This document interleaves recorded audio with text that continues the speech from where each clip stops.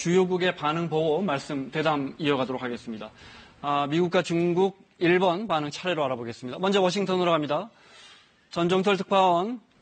자, 이제 3차 남북 정상회담에 대한 미국 정부의 반응이 나왔습니까?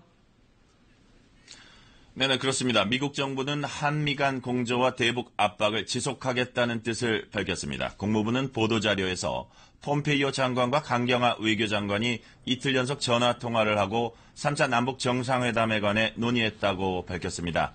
여기서 한미 양측은 양국 간 공조와 동맹의 중요성을 확인했고 완전한 비핵화를 이룰 때까지 압박을 계속하기로 했다고 국무부는 전했습니다.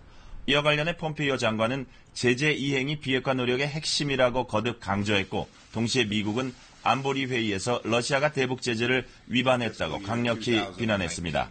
이에 대해 러시아는 제재가 외교를 대체할 수 없다며 강하게 반발했고 중국 역시 미국의 제재 압박에 대한 거부감을 나타냈습니다. 제재로 비핵화를 견인하려는 미국과 미국을 견제하려는 중국, 러시아가 충돌한 것입니다.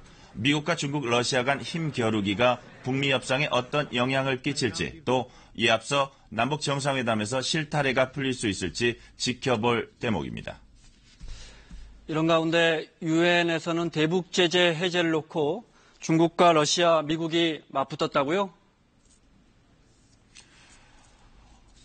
네, 그렇습니다. 일단 미 언론 반응을 말씀드릴 텐데요. 미 언론은 문재인 대통령의 평양 도착 소식을 긴급 뉴스로 보도했습니다. CNN과 ABC 등 주요 방송은 김 위원장 부부가 문 대통령 부부를 영접하고 군중들이 환호하는 모습 등을 생생히 전했고 정상회담 등 주요 일정과 의제도 상세히 설명했습니다.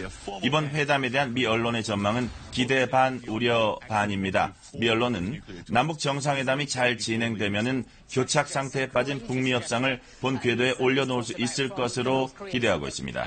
특히 문 대통령의 중재자 역할에 주목하면서 남북 정상이 비핵화와 관계 개선의 접합점을 찾아낸다면 2차 북미 정상회담으로 가는 길이 열릴 것이라고 내다봤습니다. 반면 미 언론은 북한이 비핵화 진정성을 보이지 않고 있어서 남북 정상회담이 실질적 성과를 거둘 수 있을지 의문이라고 지적했습니다.